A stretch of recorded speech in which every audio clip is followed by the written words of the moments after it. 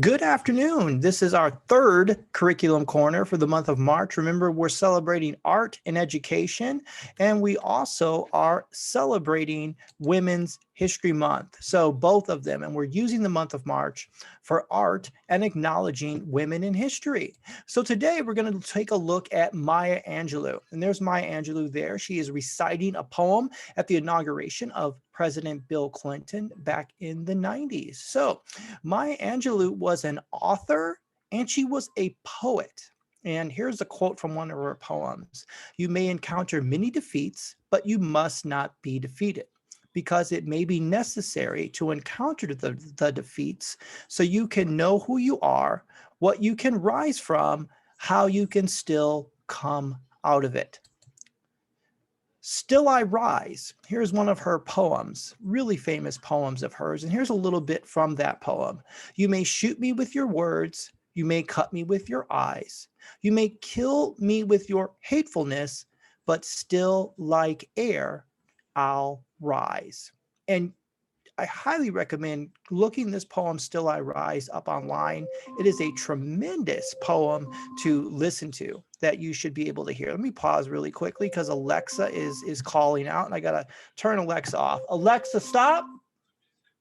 All right, had to stop Alexa, but got to keep going. Want to get the video done in one take. So stopped Alexa, still moving with the video. All right, so Still I Rise is a great poem to listen to by Maya Angelou. So one of the things about Maya Angelou that sticks out is that she used the strength of literature to help her overcome racism and childhood trauma. I Know Why the Caged Bird Sings is an autobiography of Maya Angelou that she wrote herself, and she had an intense traumatic experience when she was growing up. She was a victim of sexual abuse, and she writes about that in this book. And I think this is something that our learners can relate to, that we can relate to, is how you can use the arts as a way to heal and overcome.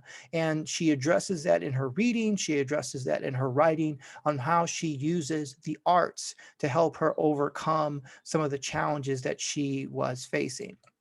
So this month, let's continue. We can try out doing some poetry, this week. Maybe not all of our learners are artists, but they can be writers as well. So maybe they can try out some poems. We can still look at some photos. We can still have drawings. I'm getting these from our learners. A lot of drawings,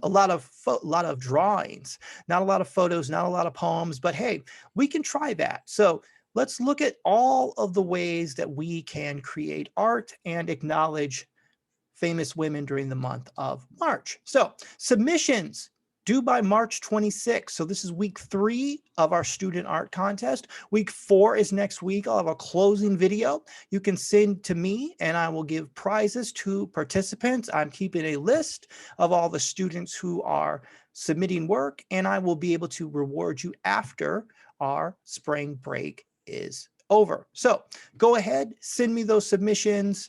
Work on some poetry this week. I will have one more woman to celebrate next week, and have a great rest of the week. Take care and goodbye.